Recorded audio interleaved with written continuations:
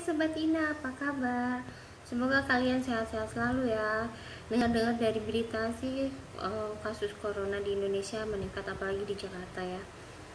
Dan semoga kalian baik-baik aja, keluarga kalian juga baik-baik aja, sehat-sehat selalu dan juga banyak rezeki. Kali ini aku mau bercerita tentang pasukan wanita. Pasukan ini bukan sembarang pasukan wanita biasa. Pasukan wanita ini adalah pasukan perang dari kerajaan Dahomey yang tepatnya berada di Benin, Afrika Barat. Pasukan Amazon Dahomey ini juga menginspirasi filmnya Black Panther. Kalian udah pernah nonton film Black Panther belum? Bagi yang udah nonton film Black Panther pasti tahu kan keseruannya seperti apa, sama dengan cerita legendanya. Oke, silahkan disimak video aku dari awal sampai akhir dan jangan dipotong-potong agar kalian tidak ketinggalan informasinya ya. Terima kasih. Assalamualaikum. Pasukan Amazon Dahomey atau Enonmiton yang berarti ibu kami dalam bahasa Fon adalah resimen wanita Fon di kerajaan Dahomey yang kini merupakan bagian dari Republik Benin. Resimen ini berdiri hingga akhir abad ke-19. Mereka diberi julukan Amazon Dahomey oleh orang barat karena mirip dengan legenda suku Amazon di Anatolia kuno yang merupakan suku bangsa yang seluruhnya adalah perempuan. Kelompok pemburu gajah yang menjadi cikal bakal Amazon Dahomey konon didirikan oleh Raja ketiga Dahomey, yaitu Hung Bakja, yang berkuasa dari tahun 1645 hingga 1685. Kelompok ini dijuluki Gebeto. Anak Raja Hung Bakja yang bernama Agaja berkuasa 1708 hingga 1732 mendirikan satuan pengawal perempuan dengan senapan. Menurut tradisi, Agaja telah mengembangkan satuan pengawal tersebut menjadi milisi yang dikerahkan untuk mengalahkan kerajaan Safi pada tahun 1727. Semenjak masa kekuasaan Gebeto dari tahun 1818 hingga 1858, Dahomey menjadi semakin militeristik. Gejo merekrut laki-laki dan perempuan yang ditawan, walaupun prajurit juga direkrut dari perempuan Dahomey yang bebas. Beberapa sudah direkrut semenjak umur 8 tahun. Menurut catatan sejarah lainnya, Ennomiton direkrut dari Ahosi. Ahosi adalah istri-istri raja yang berjumlah ratusan. Beberapa perempuan secara sukarela menjadi prajurit, sementara yang lain dipaksa bertempur jika suami atau ayah mereka mengeluhkan perilaku mereka kepada raja. Sifat agresif anggota Ennomiton diasah untuk keperluan perang. Saat menjadi anggota satuan ini, mereka tidak boleh punya anak atau menikmati kehidupan pernikahan. Walaupun secara resmi mereka sudah menikahi raja. Banyak yang masih perawan. Pasukan Amazon Dahomey ini memiliki status setengah suci karena terkait dengan kepercayaan suku Fon kepada Vodun atau Voodoo. Ennomiton mendapat pelatihan fisik secara intensif. Mereka mempelajari teknik bertahan hidup dan digembleng menghadapi rasa sakit dan kematian. Perempuan yang menjadi anggota Ennomiton mendapat kesempatan untuk naik pangkat, dan anggota Ennomiton juga kaya raya karena memiliki status yang tinggi. Anggota Amazon Dahomey memiliki metode pelatihan yang dikatakan brutal, bahkan untuk standar pria. Calon anggota Amazon Dahomey diharuskan memanjat tumbuhan berduri untuk menguji batas ketahanan mereka akan rasa sakit.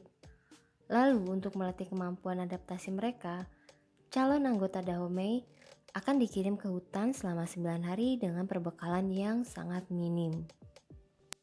Dahomey menjadikan sektor perdagangan budak sebagai sumber pendapatan utamanya.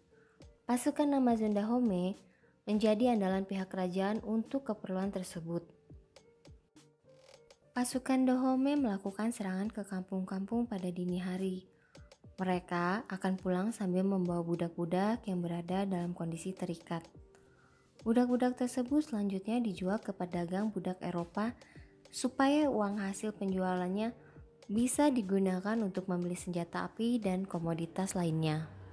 Jika yang dilawan Amazon Dahomey adalah sesama prajurit profesional, prajurit Amazon Dahomey akan memegang leher lawannya dan kemudian menyimpan kepalanya sebagai trofi. Serem juga ya. Sebelum abad ke-19, Amazon Dahomey hanya beranggotakan ratusan personil. Namun di masa pemerintahan Raja Gejo 1818 sampai 1858, jumlah personil Amazon Dahomey membengkak menjadi 3.000 orang.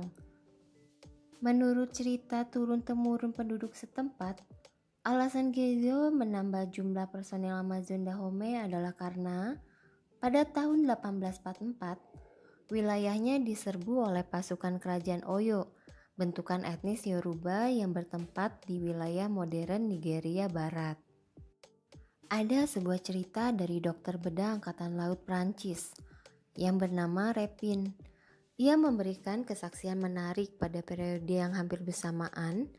Pada dekade 1850-an, sekelompok wanita kecil pemburu yang berjumlah 20 orang menyerang kawanan gajah yang jumlahnya 2 kali lipat lebih banyak. Dan hasilnya, mereka berhasil meniadakan 3 ekor gajah.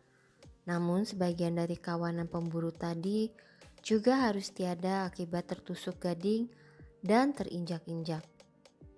Raja Gejo yang kebetulan sedang berada di lokasi kejadian merasa terkesan dengan keberanian mereka, sehingga ia pun kemudian merekrut kelompok pemburu tadi ke dalam militer kerajaannya. Menyusul kian menguatnya gerakan anti perbudakan di Eropa dan daerah-daerah seberang lautan, Kerajaan Dahomey berhenti mengekspor budak sejak tahun 1852 atas tekanan Inggris. Namun praktik perbudakan sendiri masih tetap berlanjut di wilayah Dahomey. Karena budak-budak yang ditangkap oleh Amazon Dahomey ini kini diberdayakan sebagai pekerja di kebun-kebun kelapa sawit milik pihak kerajaan. Dampak lain dari terhentinya perdagangan budak lintas benua adalah dipangkasnya jumlah Amazon Dahomey. Pada dekade 1870-an, jumlah personil Amazon Dahomey dilaporkan berkurang menjadi hanya tersisa 1.500 orang, berarti setengahnya dari pasukan sebelumnya ya. Berkurangnya kekuatan Amazon Dahomey tidak mengurangi agresivitas kerajaan Dahomey. Kerajaan yang beranggotakan tetap giat melakukan penyerangan ke wilayah sekitarnya.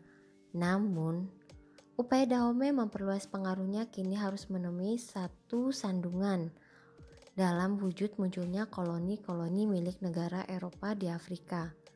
Tahun 1890, perang antara Dahomey dan Prancis akhirnya pecah.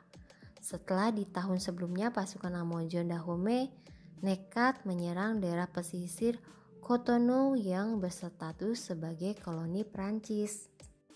Menurut sejarawan Robin Law, alasan mengapa raja-raja Dahomey menerjunkan personil wanita sedikit banyak karena faktor keterpaksaan. Karena etnis Pon, selaku etnis dominan kerajaan Dahomey, bukanlah etnis dengan populasi yang melimpah. Dahomey pun terpaksa harus turut mengandalkan tenaga wanita supaya bisa menerjunkan prajurit sebanyak mungkin. Setiap personil Amazon Dahomey diharuskan menikah dengan raja. Namun tujuan pernikahan itu sendiri lebih sebagai formalitas untuk menjamin kesetiaan mereka kepada raja. Jika ada prajurit Amazon Dahomey yang ketahuan hamil, sang prajurit bisa menghadapi ancaman hukuman penjara, bahkan eksekusi hingga tiada. Keistimewaan sebagai Amazon Dahomey, ia memiliki hak-hak istimewa yang tidak dimiliki prajurit Dahomey pria, misalnya hak tetap berada di istana saat matahari terbenam. Pasukan Amazon Dahomey dikenal karena keberanian mereka. Dalam satu pertempuran terakhir melawan Prancis pada tahun 1892, Sebelum kerajaan Dahomey menjadi koloni Prancis, dikatakan hanya 17 dari 434 orang Amazon Dahomey yang hidup.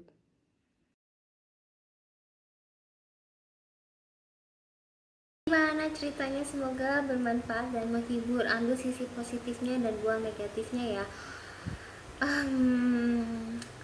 Kali ini aku juga mau berterima kasih buat teman-teman aku yang selalu support aku di masa-masa sulitnya aku. Terlebih di saat aku dinyatakan suspek, aku berterima kasih kalian masih support aku.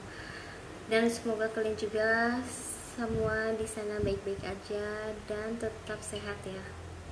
Bagi kalian yang masih berpikiran negatif tentang corona, buat aku pesan aja, semoga kalian tetap dalam keadaan sehat dan juga jangan lupa kalian harus jaga imun, tidur yang cukup, makan yang baik, olahraga dan juga berjemur dan juga berdoa dan beribadah. Oke, sekian dari aku. Terima kasih. Silahkan bunyikan loncengnya agar videonya aku tidak terlewatkan. Sampai jumpa di video selanjutnya. Dadah.